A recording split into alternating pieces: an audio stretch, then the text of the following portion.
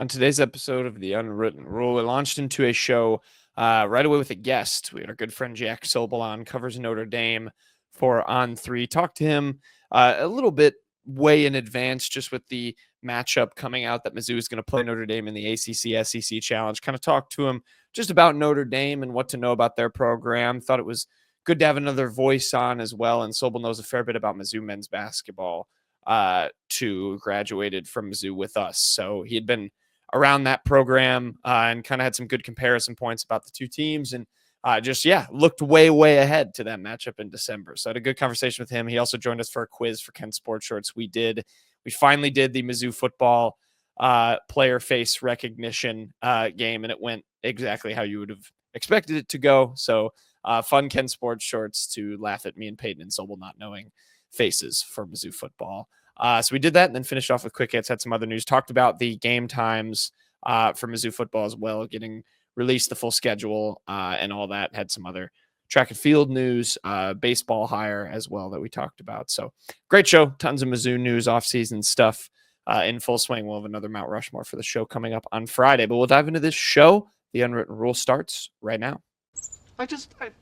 Marcel, where are you going with that disc? You are not putting that on again. Marcel, okay, if you press that button, you are in very big trouble. Attention. Everybody stop what you're doing. It's time for The Unwritten Rule, a Mizzou sports podcast brought to you by the Believe Network, alongside Peyton Haverman and Kenny Van Doren. Here is your host, Jack Knowlton.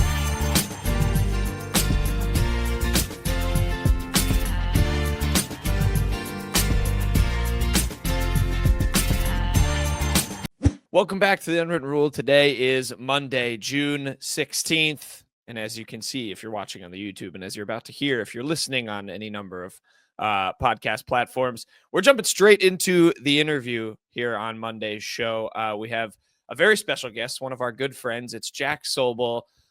He writes about Notre Dame over there for On 3 for Blue Gold Illustrated. It's always a pleasure to have Mr. Soble on.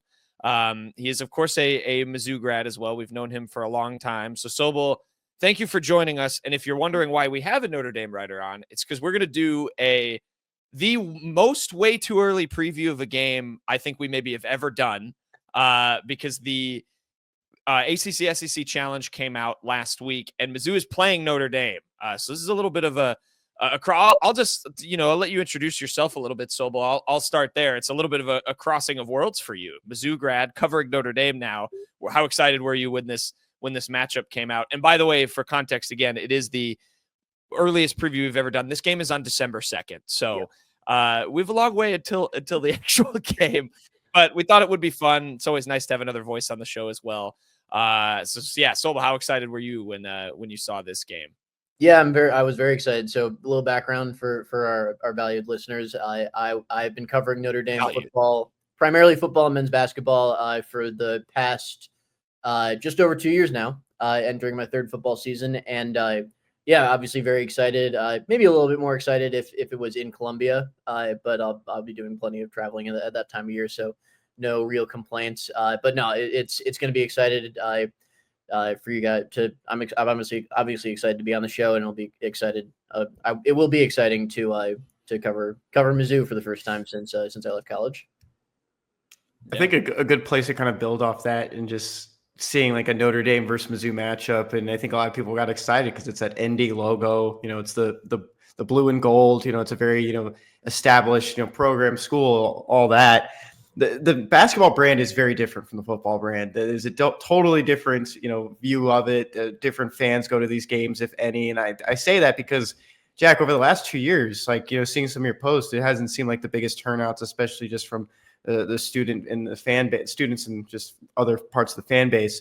I mean, what's the feeling just around this program? I know you got like accidentally, I don't think you were trying to, but a lot of emotion out of Shrewsbury, the coach there for the Irish a couple months ago. But I mean, is there a lot of frustration just for him, just with the staff as he's trying to turn this program around? And what's just the feeling from the fan base from what you've seen just on social media and just talking to anyone if you have? There was a lot of frustration last year. Like 2 years ago, Shrewsbury's first year, that was like their rebuilding year. They knew they were not going to be very good, but they were the kind of team who if you're a decent ACC team, like you probably beat them, but you came out of there thinking like that was way more difficult than it should have been. Like you came out of there impressed with. So Notre Dame had like 9 scholarship players. Most of them were freshmen and sophomores. Like it was very much like, let's get the guys who are going to be good when Notre Dame's good in the future experience. Then year 2, Shrewsbury, I think, overestimated the amount of talent they would have coming in. Missed on some portal targets, which hurt them. But what really hurt them was over the summer, they veered towards stressing offense over defense, and they kind of lost that defensive identity that they had in year 1. So like they made a couple game improvement, but I think the fan base's sentiment very much regressed because it was like they were no longer easy to root for, I think in year 2. So I think you kind of just throw out last year. Like obviously the recruiting class is great, and we'll talk about that on the show. Like Shrewsbury is recruiting high school very well, but they need to show meaningful progress this year. It would take a lot for like this to be the last year of the Michael Shrewsbury era, but I think the fan base, like obviously you mentioned the crowds, there's a lot of apathy there. They need some big wins. They need to give fans a reason to come back to the building. And I kind of want to go there. You mentioned the high school recruiting. I mean, it's a very good class for them coming in. I mean, I think the headliner, obviously the big name I think most people are going to know is Jalen Harrelson, but I mean, Brady Kaler, Ryder Frost, those are 2 4-star guys as well. I mean, they're joining a Notre Dame team that also brings back Marcus Burton and Braden Shrewsbury. So, I mean, that's kind of got to make for an exciting mix, I would think, and kind of like you said, it would take a lot for Shrewsbury, I think, to be gone after this year, considering the commitment they made. But it is kind of with that recruiting class and that duo coming back. I mean, is it kind of a put up or shut up year for Notre Dame? To some extent. I wouldn't call it like tournament or bust or anything, like especially because they didn't really make a lot of progress last year. I would say like they need to probably above 500 or above in ACC play. Maybe not even make the bubble. Just like I don't know if there's a number you can put on like the expectation, but they need to show meaningful progress. I think they need to enter year 4 with Shrewsbury with the expectation that like, all right, this team's ready to take that step to be a tournament team. Like again, this is a rebuild. Shrewsbury, like you mentioned, Peyton, has chosen to build through high school recruiting for a variety of reasons. Number one, because building through the portal is really difficult at Notre Dame. It's hard to get, particularly undergraduate transfers. It's hard to get transfers into school. So he's very much emphasized high school recruiting, which means it's going to take longer than like a Louisville or a Michigan who, brought their program back from the depths with just one offseason of portal recruiting. So Shrewsbury's taken a longer term approach, which I mean, obviously has its pros and cons. They need to hit on these high school recruits. You mentioned the freshman class, Peyton. A big part of this year is going to be the sophomore class. That they obviously didn't have as much fanfare as this freshman class, but there are some guys that they think can make big jumps in year 2. And because they didn't go crazy in the portal, they're kind of counting on them for that. Well, I think it's interesting too. And I have one like specific matchup question. Maybe I'll throw in for the game as to live up to the way too early preview theme. But like just hearing what you're saying, Soble, with this kind of longer term rebuild and building through the high school class, like I kind of notice a few parallels between Shrewsbury and Dennis Gates. And I'm curious because you've obviously had that perspective of covering this team for his whole tenure there, but also, I know as we all do, you are following what Dennis is doing and what Mizzou has kind of built. And obviously Dennis, you had that year 1 kind of surprise success. He's been to the tournament twice. He might be a little further ahead, but do you notice any parallels with the way they're kind of each building their respective programs? And as well, like when you look at the way college basketball is changing, is that a model you think that can still kind of continue to succeed if you do try and focus on the high school piece and maybe you take a little longer to rebuild at the detriment of some immediate success, but the hope for kind of that long-term stability? That might be a loaded question, but I'm curious your thoughts. No, I mean, like it remains to be seen, right? Like the jury is very much still out. Again, meaningful progress needs to be made this year for people to keep believing in it. But they're obviously recruiting the high school ranks well. Now they need to hit on those targets. They need to hit on those high school evaluations, which, as you guys know, is not easy to do. And they need to develop their young players. And so far, I think we haven't really seen a lot of results so far for that, which is why this year is so huge. Like that sophomore class needs to be much better. That obviously the freshman class needs to give them something. And in terms of parallels to what Mizzou's doing, like Mizzou takes many more transfers than Notre Dame does. Notre Dame also had fewer transfers out. I think the best endorsement of this program right now is that they only had 2 transfers out over the offseason. I would say only one of which was significant, and even then, this is a guy named Tay Davis, who was like a 6'9" forward with guard skills. He like kind of bulldoze, drive to the basket kind of guy. Really good defender. So the defense is gonna be hard to replace. But they feel like Harrelson, the freshman swingman, can do a lot of what he did offensively. So they didn't lose a lot through the portal, which kind of tells you that like the guys who are there still believe in the process. But now they need to develop the guys who are still there. So what Mizzou does that Notre Dame doesn't is that Mizzou will recruit over the guys they recruit from high school, and they'll make them earn it. Whereas Notre Dame really solely committed to developing the high school recruits with like a transfer or two to complement them, if that makes sense. Yeah. And with that, just forever changing, roster, it's just how college basketball works, as you know, right now. But what do you feel like maybe the deepest strength just in their roster right now? I know it's kind of hard to say that because there's new faces, there's new players in here, and it takes maybe a couple weeks in the non-conference schedule to see how that all meshes. And maybe outside of what's the biggest like weakness in this roster, maybe like a group of players that you just don't really know how it's going to work yet, how things are going to mesh. And I assume maybe there's some question marks still about the freshmen, but it's like, what's the biggest strength for these guys? Maybe the biggest weakness. Yeah, the strength should be the starting backcourt with Marcus Burton, Braden Shrewsbury, and Jalen Harrelson. Burton was the ACC's leading scorer last year. He made second team All ACC, not first team, in large part because his usage rate, I believe, was the 3rd highest in all of college basketball this past season. Like they need to get his usage rate down.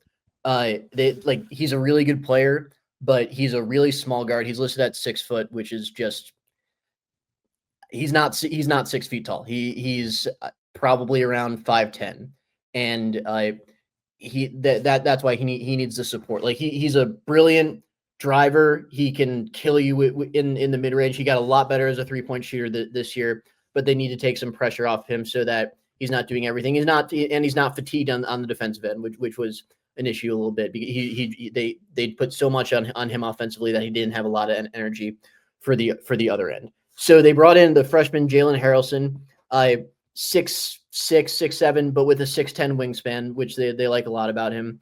He's a good distributor. He's going to make smart decisions with the basketball. Jump shots still kind of coming along, but having those 2 primary ball handlers, I think, is going to be really good for their offense and just make life easier on Burton, who again has been a brilliant player for the past 2 years, but they can't have him be a do everything player again for them. And then Braden Shrewsbury, who is a really high volume 3-point shooter, kind of a microwave type, can get really hot at times, can be really cold at times, but when he's on, he can be a lethal offensive player. So I think those 3 starting together in the backcourt is going to mesh really well together and be a strength. The weakness, I would say, the front court, they're kind of caught in between veterans who are imperfect and younger players who aren't quite ready. The one freshman you didn't mention, Peyton, is a guy named Tommy Oneman, who's a 3-star by every other outlet except On3, I think, which has him in like the top 70. He's supposed to be a really good post scorer, but he kind of needs a year to develop his body, right? So I wouldn't expect him to contribute too much. They brought back a guy named Keba Jai, who started at the 5 for them the past couple of years. Has been a big source of fan frustration because he's a limited offensive player. I think if they can get him to come off the bench and just kind of focus on defense, because he's a good defender, and if he just focuses on like causing havoc defensively, I think he's a useful player. But I don't think he can be the starting 5-man on a good team. Then they brought in a transfer from Northern Arizona named Carson Tout. This is their one transfer edition, who actually led the nation in rebounds per game last year at like 12.4 or something. So they like that. He's 6'8", but with like a 7-footer's wingspan. So they think the rebounding will translate. He can pass out of the post, which is I think a big weakness they've had the past couple years. They like to use their 5 as like a passing hub out of the post, and they haven't really had anyone who can do that.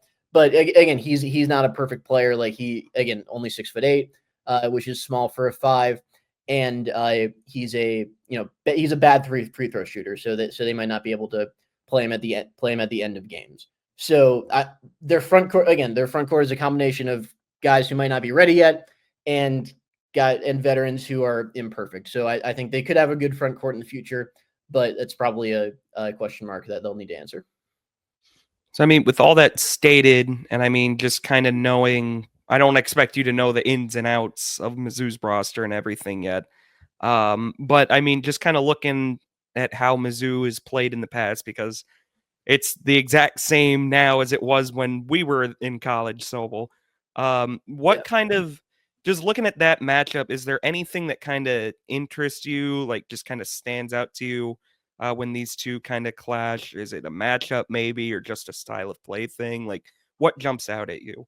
The Ant Robinson versus Burton matchup really jumps out at me. Like Robinson's a longer defensive guard, and I think that could give Burton some real problems. Like Mizzou will want to guard Burton with Robinson as much as they can to try and wear him down a little bit. That really intrigues me. Beyond that, Mark Mitchell in the paint could be a problem for them. They've had some, actually, I know Mark Mitchell could be a problem for them because he was 2 years ago. Mark Mitchell actually came to Notre Dame with Duke and put up like 23 points, including 19 in the second half, in a game that was another one of those games 2 years ago that was closer than it should have been. But Mark Mitchell actually, he made 2 threes in the game, and Shrewsbury after the game was like, "That one's on me. I told him not to guard him from 3-point range," which I mean, you understand. But Kansas learned that lesson too. Yeah, late on. I could see him giving them some problems in the post. I'm curious to see how they defend him. Notre Dame has a good amount of shooting wings to come off the bench. Peyton, you mentioned Ryder Frost, the freshman. I think he's the freshman besides Harrelson who should play right away. Cole Serta, one of those rising sophomores, can be a hot shooter from the wing. And I'm curious to see how Mizzou guards all those guys, given how much they lost on the wing this offseason. So, but again, like the main matchup that I would watch is if Burton can get the best of Anthony Robinson on the offensive end, I think Notre Dame's in good shape. But if Robinson can wear him down, I think that would put Notre Dame in trouble. Luckily, Mizzou never switches defenders ever, so hopefully that comes true.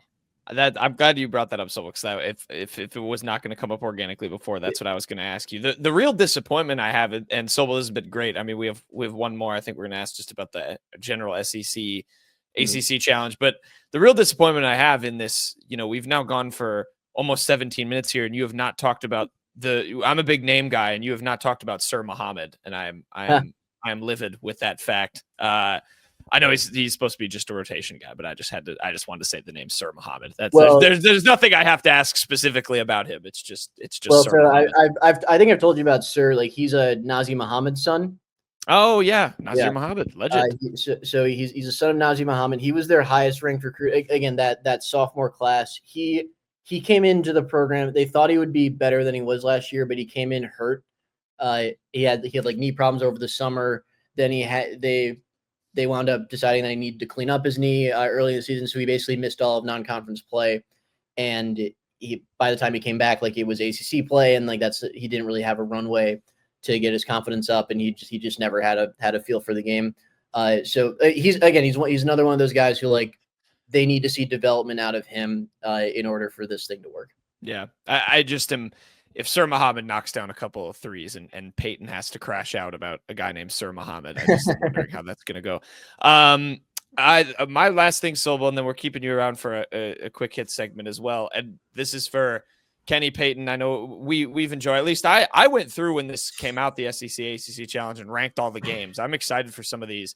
What is each of y'all's favorite game on the schedule besides Mizzou against Notre Dame? I could share I have two that I think are going to be really peak quality SEC ACC games. It's interesting too because the SEC crushed the ACC last year, so some of the games weren't actually very good. But I just wanted to float that to y'all. What's your favorite game on the schedule? I'll let Soble go first. He's the guest. All right. But I have my pick. Okay. I'm gonna go with a bit of an underrated. Like they're the obvious ones, like Florida and Duke. That's obvious cinema. But NC State Auburn is a fascinating matchup for me. Yeah. NC State, like Will Wade against Bruce Pearl, obviously. NC State went ballistic in the transfer portal, as Will Wade is gonna do. Auburn's got Todd Pettiford back. I'm blanking on who else they brought back. Who else they brought? They in. lost a bunch. Yeah. Todd is going to probably be the main one. Chad Baker Mazzara, who's older than all of us, is gone. But it'll be pretty new look for them. I'm curious to see how Bruce builds that up. But so that's a couple of new look teams that I'm really that are obviously both projected to make the tournament. That I'm really excited to see. All right, Peyton. There's just so many good ones. I thought about Virginia Tech at South Carolina. Yeah, no, you didn't. LSU Boston College fascinates me. There's a lot of former Mizzou players in these games. Yeah, in these other teams. Mine is Boston College twice last year. That it's such a sad basketball team. They had a alum in the playoffs this year. They had Quentin Post, who killed Notre Dame for like 4 years.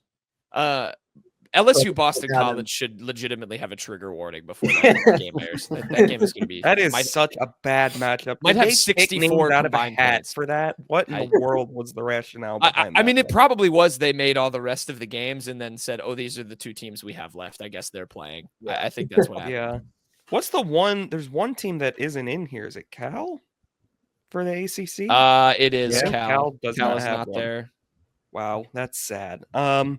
But no, mine is UNC Kentucky. I know UNC has not really lived up to the standard the last couple of years under Hubert Davis, I'd say. I know they were a 1 seed, but didn't do much with it. Lost to Grant Nelson. But that matchup, I mean, just think of all the great moments we've gotten from that series. The Luke May game a few years ago. Plus, man, it's UNC Kentucky. I'm gonna watch that. That's gonna be on my TV. I don't care who's on each team. Mark Pope actually does fascinate me at Kentucky as well. That's a program that really has become more interesting to me since Cal left. So that's my pick pretty easily. Yeah, it's a good pick. I'm a little worried. We'll see. I mean, UNC did so well with some of the freshmen like they always do, and so hopefully they hit. Yeah. UNC needs to kind of get back up to chalk. I don't care, man. I'm a little worried. UNC I'm a little worried that could be a blowout. But do you want me to say Duke, Florida? That's lame. Kenny, do you have a pick? I would say better game. I think those teams are more fun. Mine is Ole Miss Miami, and I got a couple of reasons. I like Chris Beard. I think the end of the year was kind of interesting with some teams trying to pull him away. He's staying back at Ole Miss. Very good Ole Miss team last year. I know it's gonna be a little bit different. But this is a new look Miami team as well. I wanted to choose at least one game with a former Missouri player. Marcus Allen, of course, is over there with CY. Charlton Young is associate coach for Jay Lucas in his first year. So I think this will be cool. Just kind of a new matchup. Two teams that are trying to turn the corner. I think Ole Miss has really already turned the corner, but just kind of different paths. And I think it'll be fun. The Jay Lucas experiment is going to be really exciting at Miami. Soble, I know you'll be a little bit closer to that, but really interesting. Like he left Duke before their tournament run was over to start that job, and from everything I hear, he's like a really good coach. So I'm curious to see how that goes because that program was in the Final Four 3 years ago. I mean they're not that far off from some. They're a cautionary tale, I think, about the transfer portal. Yeah, because they just threw names together. Yeah, and it really didn't click. But my pick is Louisville, Arkansas. That's the other one I have in cinema, along with Duke and Florida. I don't like. I know Arkansas isn't the most well liked among the Mizzou fan base. I don't really like Arkansas myself, but I just think that game is going to be awesome. I love what Pat Kelsey is doing at Louisville. I was really disappointed that they had to play Creighton in the first round of the NCAA tournament because I think the rest of the country could have got to see more of that Louisville team and what they're doing. I think they did lose some guys, but and then Cal, I mean, the run they went on, they're coming off that weird season. I think that's going to be a really fun game at Arkansas too. Louisville is one of those teams who just has an seemingly unlimited portal money. So Yeah, they've got some guys. Yeah, they've splashed, and that's too kind of traditional basketball. They love, both fan bases love their hoop. I'll go that one. The other two I had in my frisky and fun tier of games was Tennessee, Syracuse, and SMU, Vanderbilt. I think those are good games too. It's Tennessee, Syracuse is interesting because Syracuse has been so down, like really down. Yeah, they've been aggressively mediocre the past couple of years. Yeah, but Tennessee also lost so much, and I don't think they had a superstar portal. They got not Kaderi Richmond. They got one of the guards from was it St. John's? Oh, this is so bad that I don't remember this. I think I know who you're talking about. Kadari Richmond. Did he really leave St. John's? Kadari Richmond is still at St. John's. I was gonna say that would have shocked me. Yeah. Jacoby Gillespie. That was who it was. They got Jacoby Gillespie. Yeah, that was like their big one. It's not like it's not Maryland. Last year's Tennessee. They got him. They got one of the Maryland castoffs. Yep. It'll be. I think that has a potential to be a good game, but not because those are two great teams, really. I'm not saying Tennessee's going to miss the tournament. They'll still wind up being a top 5 seed, I'm sure. But that is an interesting matchup on paper this year. The games I had in my Met here were Clemson, Alabama, Georgia, Florida State, Texas A&M, Pitt, Oklahoma, Wake, and then the don't care, won't be watching Mississippi State, Georgia Tech, Virginia Tech, South Carolina, and LSU, Boston College. I just have no Are interest. Clemson and Alabama not supposed to be good this year? It's a really boring game. Those two teams have played kind of a bunch. Clemson, I think, is going to be really down. They lost a lot. So I don't think it's going to be a very good game. And it's also this game happened in 2023, like 2 years ago, just organically. Okay. So it's not a fun game for me. SMU Vanderbilt, just from like actual good teams perspective, will probably be higher end. I'm not gonna lie, just looking at these matchups. I have it in my frisky and fun team. Yeah, no, I'm agreeing with that. I unfortunately it's SMU and Vanderbilt. Nobody really cares about those schools. No. Well, bringing it back to Notre Dame, Vanderbilt lost a pretty good asset in their strength coach, who has gotten a lot of the credit for, like, he was at Michigan for 15 years, and he got a lot of credit for, like, Michigan developing like 15 NBA draft picks during the time. Mr. Local Angle strikes again. So he's at Notre Dame, and he brought his son and adopted son as 4-star commitments in the past week. So wow, I'd be really upset if that happened to Missouri. Wait, he left Notre Dame and is at Vandy? Is what you're saying? He was at Michigan for like 15 years, had a falling out with Juwan Howard. Spent a year at Vanderbilt. Shocked. And then Notre Dame. Now he's at Notre Dame. And then Notre Dame poached him in the past month or so. There you go. Vandy, I think Mark Byington is now thoroughly my easy second favorite coach in the SEC. I love what he's doing. I love how he coaches. It's great. What's his son's name, Soble? His son is Jonathan Sanderson. Yeah. I don't know if adopted son is the right. So the strength coach is this kid's legal guardian. He's an immigrant from Mongolia who just started playing basketball like 4 years ago, and is a true 7-footer, and is like really athletic for his size. So they like that kid a lot. Missouri expressed interest at one point, but never really materialized. The guy that was recruiting him left to become the head coach at Cleveland State. So never got too far, but he was a guy kind of early on Mizzou's radar in the 2026 class a couple months ago. I remember Mizzou was also kind of in on Harrelson pretty early in that process. I meant to ask about that because I do remember that. So from everything I was told, like, Harrelson was never going to leave the state of Indiana. What is it? Some big basketball state now?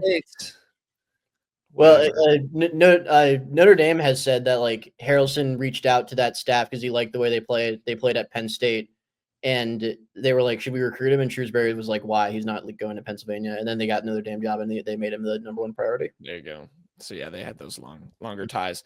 All right, well there you go. There's like almost 30 minutes because Soble is the best on a game that will be happening in about 6 months. But no, we wanted to come on and talk to it. Soble, we appreciate the insight. I think there's some interesting comparables with Mizzou and Notre Dame, and perhaps we'll have you back on to you maybe preview it more immediately when we get closer to the game. But for now, we're going to go to quick hits, and Soble will be around for the beginning of that.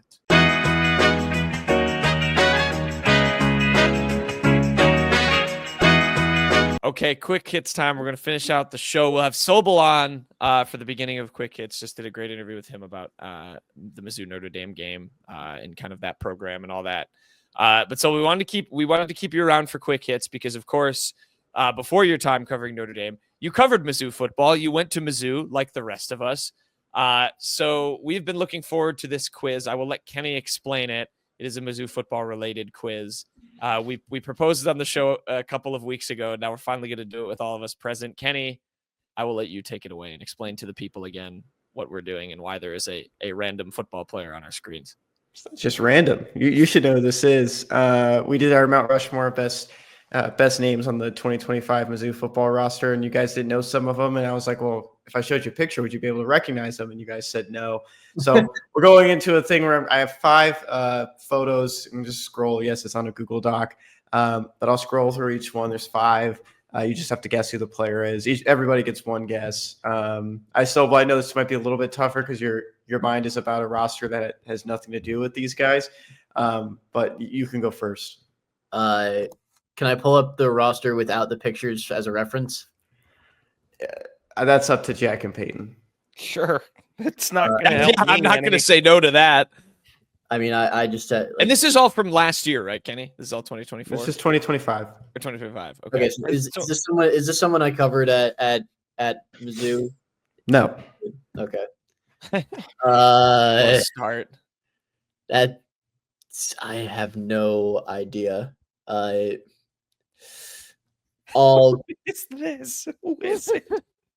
A random guess, Santana Banner safety. Not a bad guess, but no. Okay. Is this a transfer in? He is a transfer in. Everybody gets one guess, or one question, one guess. That's all you get. Okay, that's my question.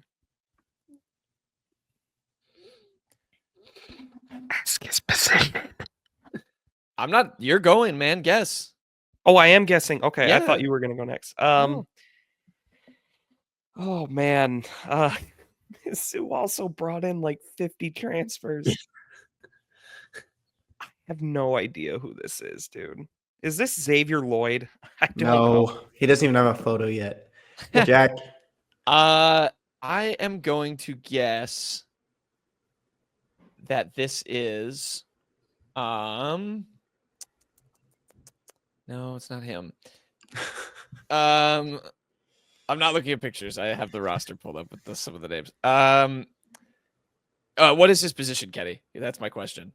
No, Okay, go ahead. Offense or defense? I won't make you away the position. Defense. He's a defensive guy. Why did you? He was gonna tell you the position. Nah, that's cheat. That's a little too much. I won't make him do that.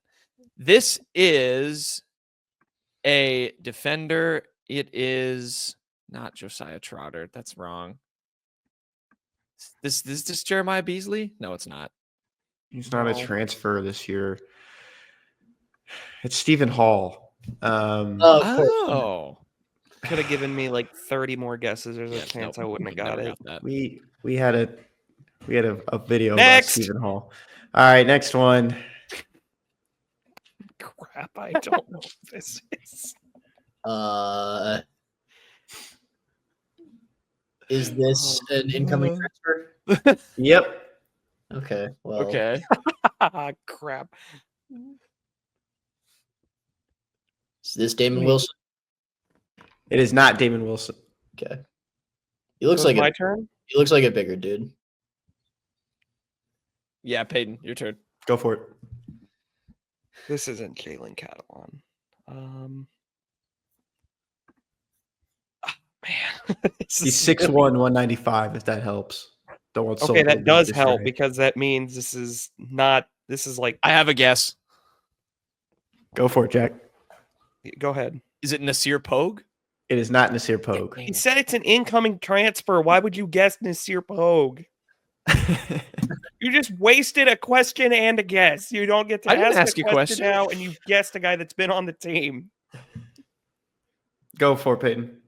Is it Mose Phillips? It is Mose Phillips. Oh, Congrats. Yeah, he That was was the what I only was guy that I looking didn't for. recognize because I'd never seen him without a helmet on before. So that's Mose Okay. Phillips. I've never seen any of these guys. I'm not gonna without a lie. helmet on I before. thought I had seen a photo of him not in a helmet, and I was picturing a completely different looking person. So that's why I passed on Mose Phillips. All right, Jack. Soble. I think I know who this is. Is this an O lineman, D lineman? Nope. Neither. Really? No longer think I know who this is.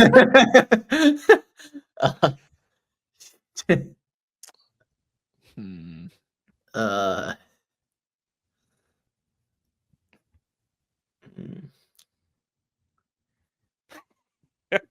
Is this Brian Huff? Sucks. This is a main game. This is not Brian Huff. I hope the players don't watch this. I feel like they'd feel so bad that Yeah. they don't recognize what their helmets on. Right. I just picture Brian Huff. It's not what he looks like. I don't know this team anymore.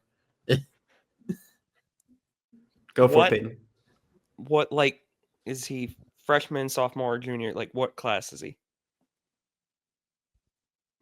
Junior. Okay. Redshirt that- junior. That didn't help. Yeah, that was kind of a silly question to ask when you think that about was it. a worthless question. That didn't help me at all.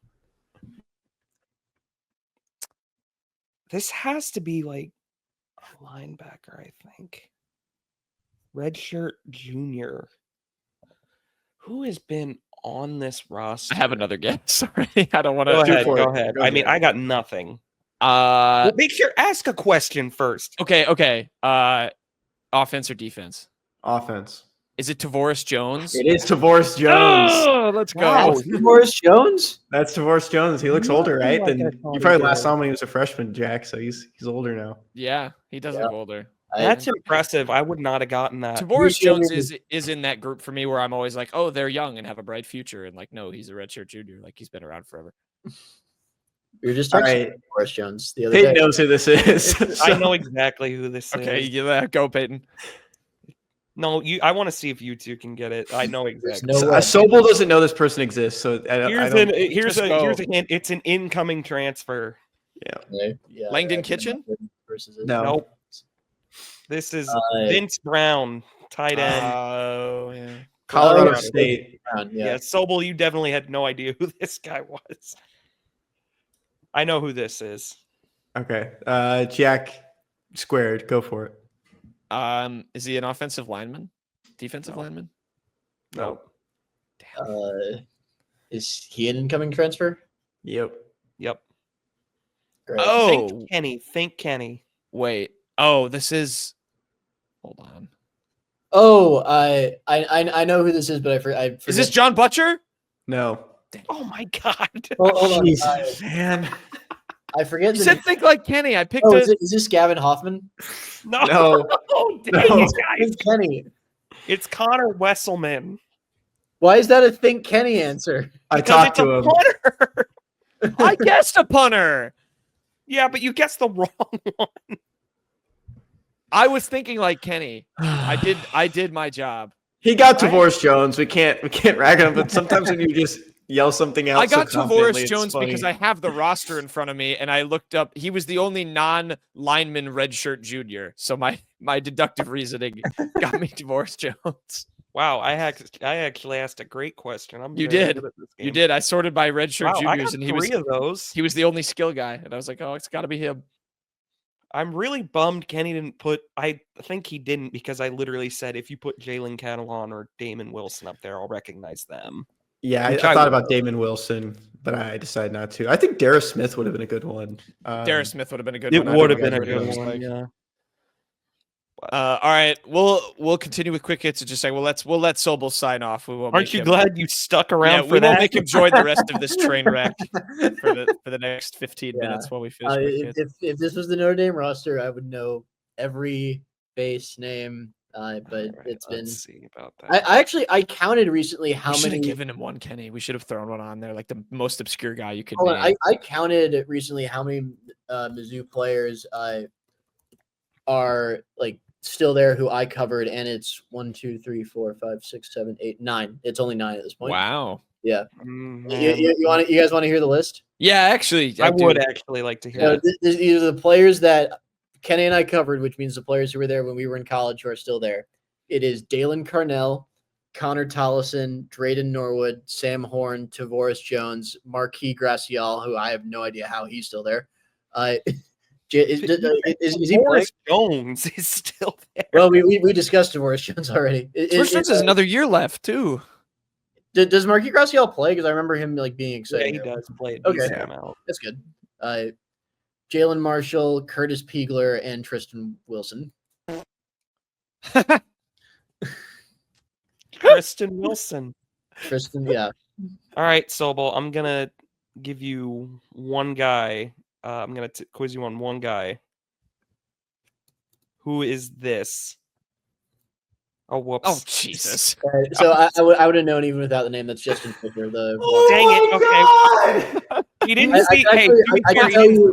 I can Pull tell on you half more, his last name just I on can the tell you screen. more details about him. Like he started out as a walk-on tight end, then he moved to the running back room because of numbers, and now he's back to the tight end room. Yeah, okay. I think he probably went on that guy. If you show me more walk-ons, like I could probably get them at this point. I didn't know that sucked. I was trying to not zoom. I was trying to zoom in further. Give me one more walk-on, and I will. I think I'll. I didn't even know that guy was a walk-on. I just picked on a name, and I was like, I never heard his name. Okay, here we go. I don't think this guy's a walk-on. Okay. At least I didn't check if he was. So, but here is your last test.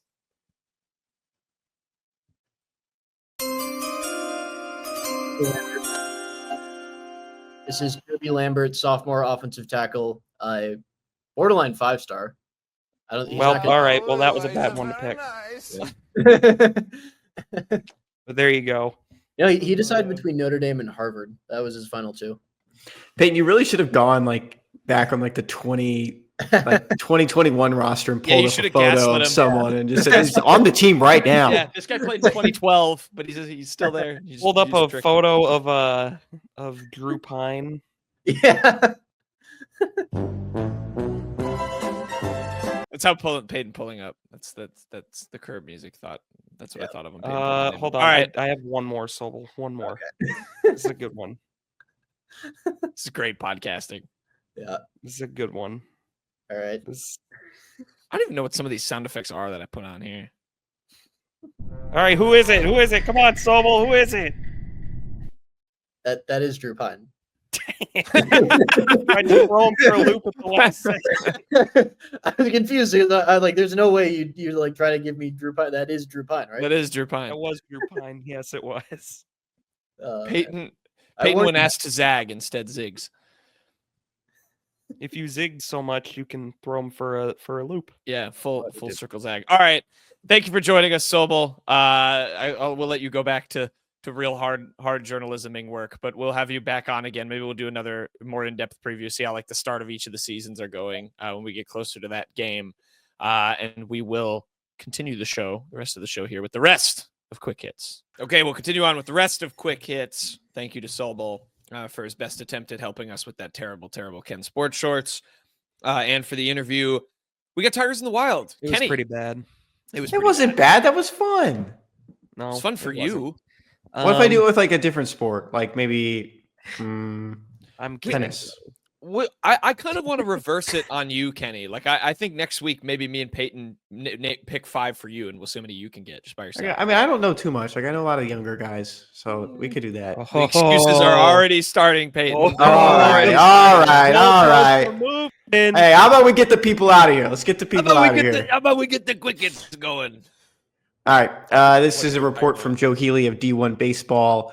SEC assistant coaching news. I've learned that Mizzou baseball is set to hire former Illinois and Virginia pitching coach Drew Dickinson to fill the pitching vacancy left when Tim Jamison stepped away. Obviously, given Coach Dickinson's history of success in the Midwest and success at an Omaha level with Virginia, this is a strong hire at a crucial time for Missouri. You can say that last sentence 100 times. Yeah. I was looking at Drew Dickinson a little bit because I remember this Virginia team was pretty good a couple years ago. In 2023, Virginia did make it to the College World Series. Pretty good pitching staff that year. It was one of the best in the country, one of the best in the program's history. The Cavaliers boasted a 3.81 ERA, which was the 4th lowest in the country. I know that seems high, but that's just how college baseball works. You give a guy a metal bat, that'll happen.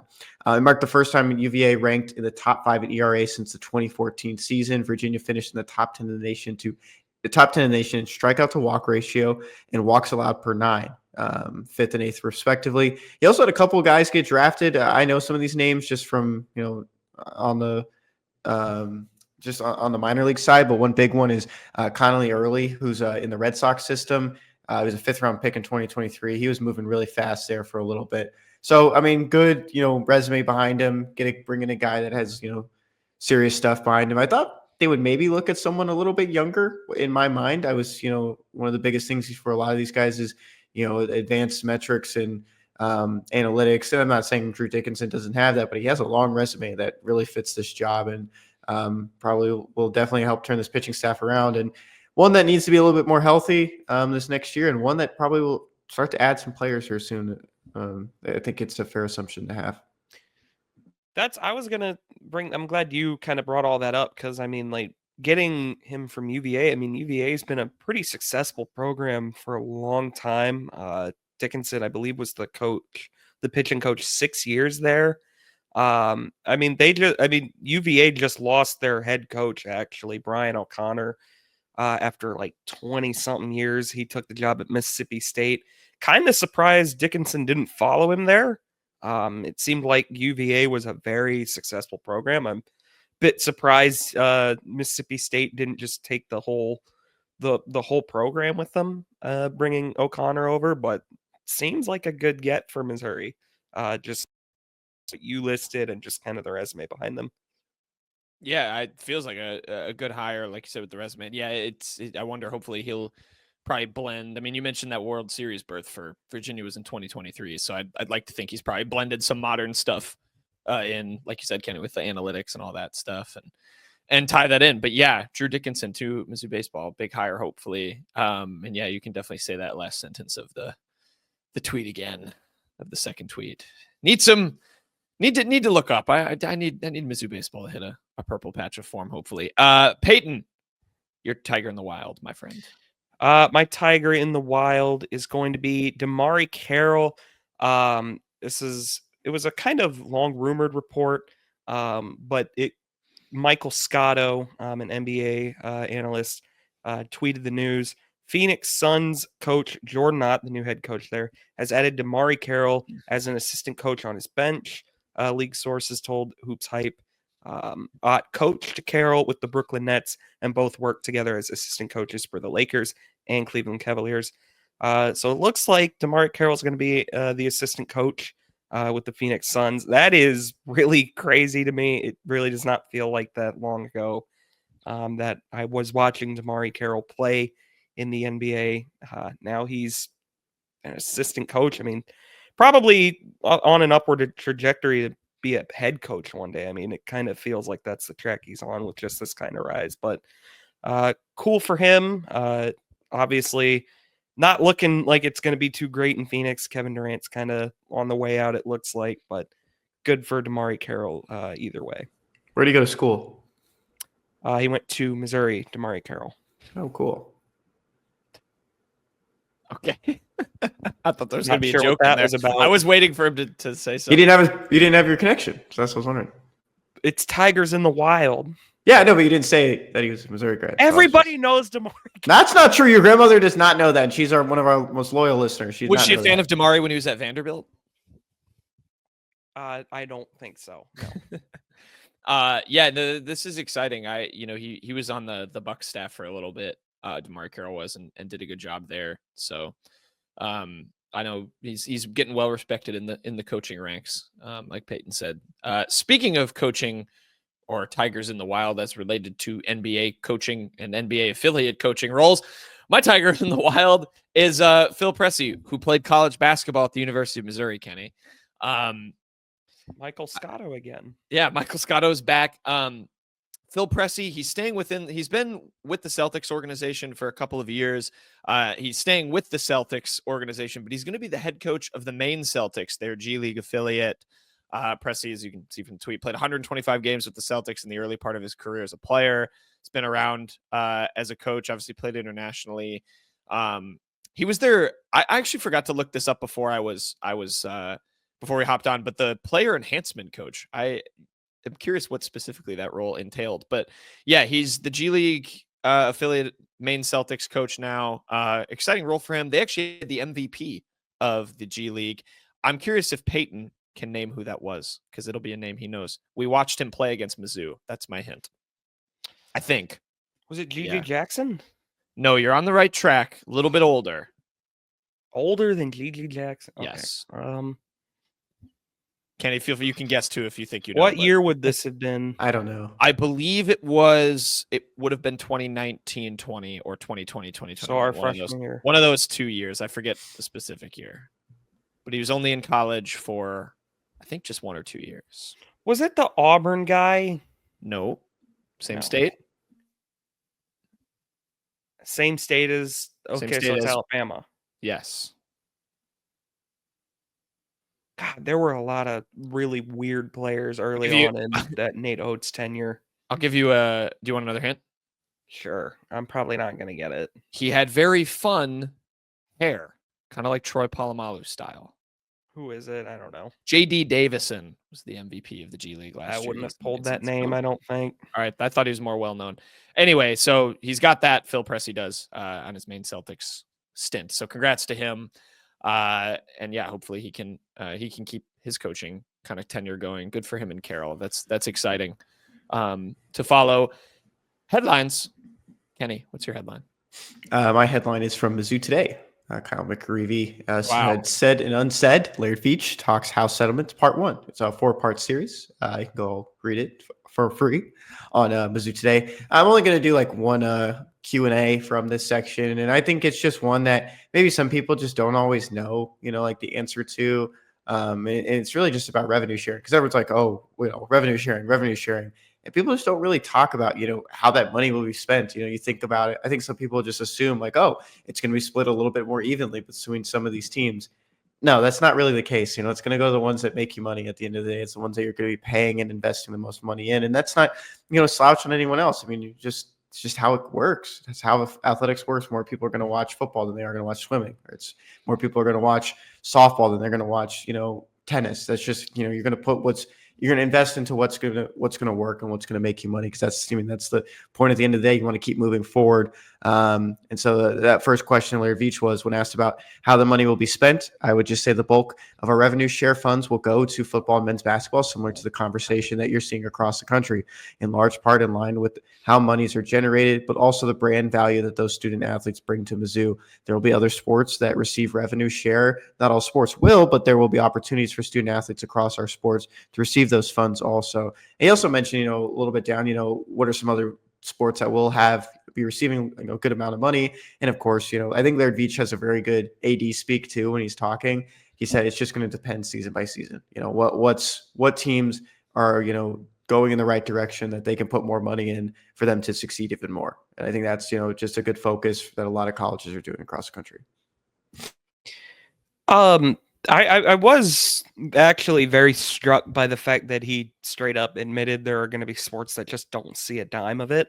That I wasn't expecting that. Not that I was expecting every sport to get some of it. I'm surprised he just straight said it. I was also interested to see, like he said, like there's no competitive reason for me to give out who's getting what, which obviously there's not, but it's just interesting he kind of phrased it that way. I'm not really surprised by any of this. Football and men's basketball absolutely should be the priority. It's what's making the money at the university. I do hope women's basketball and baseball do see some of that. I think softball probably and wrestling probably should get some of it as well, but it's got to be football probably football first and foremost. Then men's basketball gets really what it needs, and then you divvy up the rest how you want. Again, Laird Veach will figure it out. He's the man in charge of a very critical era coming up at Missouri. He's going to have to be the one that pushes all the right buttons here. Not an enviable task, not at all. But he's got to be the one that gets it right. And I certainly am not going to be near in the know enough to give accurate assessments of all of it. Yeah, I'm hoping to read through more of I'm going to read through more of this, and I want to hear other things of what he said. Like, and the big thing with this too, with that revenue sharing, I want to know what opportunities could still exist, maybe outside of that 20.5 million or whatever it is. If some of these sports, because you do have, say someone who's like a local business owner or even just a fan, you do have these people who, they might be a big fan of the softball team or the gymnastics program that wants to work with those athletes and still do things to give them opportunities. I'm hoping that can still kind of be there in this sort of, even though now it's official that they can get paid directly from the school. I wonder where the balance of like, you can still have some outside, NIL funding or business ventures opportunities to build your brand kind of come in, but we'll see. It's obviously fluid. We can't pretend to be experts. And yeah, Peyton, your point is a good one. Can't overstate how difficult of a task Laird Veach has. So we'll see how it all gets managed. Peyton, I'll kick it right back to you. Your headline. Yeah, the TV schedule got announced. That my headline is television windows announced for 2025 football season. Mizzou actually put out a very nice graphic right at the top there. If you're watching on the YouTube, you can see it. You have the three we already knew in Central Arkansas, Kansas, Louisiana. Then you have South Carolina is a flex spot. UMass, homecoming, that's a night game, which is great. Alabama, 11 a.m. Auburn, flex. Vanderbilt, flex. Texas A&M, flex. Mississippi State night, that's kind of cool. At Oklahoma, 11 a.m. And at Arkansas, night.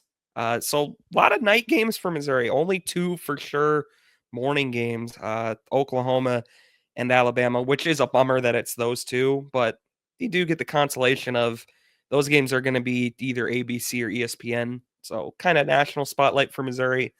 Thank the Lord that homecoming is a night game this year instead of 11 a.m. Last year it was an 11 a.m. I love homecoming. I love going back for that whole event.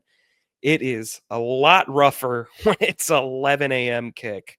But pretty cool times for the most part, I'd say. We don't know the actual times, like the actual windows for four of them still being in that flex spot. But I think Missouri kind of can count itself for the most part lucky.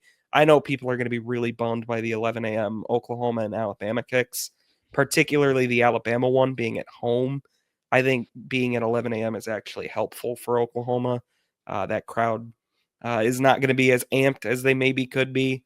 But I don't think there's much to complain about here. I'm with it. Kenny, you have any notes? Any time slot notes? No, I don't really care. I think more from a journalist perspective, like the night games suck a lot, but it's fine. I mean, there's nothing that jumps out at me about it. I think UMass at night is hilarious. So I think it's a really funny one. Probably bury it. It's on a TBA to be announced for the TV schedule. Yeah, where is that? They're trying to figure out how to get it on ESPN News right now. It's like the Ocho. Can we please take off like this betting segment on ESPN News and put this on? It's like, oh, well, maybe someone wants to watch this 30 for 30 on the Big East instead. That's been out for a decade. Hey, don't you start talking bad about East Requiem for the Big East. Yeah. I actually do like, as this is how much I've shifted my brain back into less of reporter mode and more into supporter mode. But I do enjoy that the homecoming games at night, because otherwise I'd be with you, Kenny. Night games stink. Noon game supremacy for we don't care what you journos think. All right, we want night games for our Missouri Tigers. Very excited for the football team. My headline of the week reads as follows: Saldudo earns bronze in men's javelin at NCAA Outdoor Track and Field Championships. That's right. My advocation for Mizzou as a javelin school is back. It's reached its final form, actually, because Mizzou had they took bronze in the javelin. Callan Saldudo got a bronze at the outdoor national championships for track and field over there in Eugene, Oregon. Personal best, 76.88 meters on his first throw. Got third place, earned him the bronze, which is very exciting. Also got a first team All-America honor, which I always forget in sports like track. It's like your actual performance at the meet is what gets you on the first team. Like it's not a well, I mean, I guess it kind of is a collective body of work thing because that's how you get there. But like, it's kind of funny. It's like the top however many performers, that's the first team, and then the rest of it's the second team instead of like a vote like in other sports. But that aside, he got a first team All-America honor, ninth men's javelin first teamer in Mizzou history. Javelin school. If that doesn't build a case, I don't know what does. And then the team results overall, the men's team finished 15th, women's finished 20th at the outdoor track and field championship. So good showing for Mizzou track. Always been, pretty quality program. And shout out to Callan Saldudo for getting that bronze medal. Javelin school. Kenny's demonstrating his javelin throw. Pretty good. It was pretty good, Kenny. I give you good. That is something I've never tried that. I would like to at some point just try to throw one. I've never tried that before. Throw it straight up in the air. Yeah. And watch it come down. Yeah, sure. Just look straight up. That's a great idea. All right, Peyton, do you have a joke to finish this show? I sure do, guys. This one comes from our favorite TV series, The Today Show. Guys. Yo, guys. How does a penguin build a house? How does a penguin build a house? I don't know. I've got nothing. It builds an igloo? He goes to the ice bank. I don't know. No. He gets a loan, gets an ice loan, and builds a igloo. Gets an ice mortgage. Yeah. No, Kenny. Jack, you were kind of close. How does a penguin build a house? Igloos it together. Oh, igloos it. Igloos it together. I figured it was some with igloos. Yeah. Cool birds, penguins. All right. That'll do it for the Unwritten Rule. We'll be back. We'll have another Mount Rushmore for Friday's show. So stay tuned for that. Some more Mizzou news, I'm sure, as well. We'll creep up throughout the weeks, throughout the week, I should say. But we'll have another Mount Rushmore for you guys. So enjoy until that time. See you later.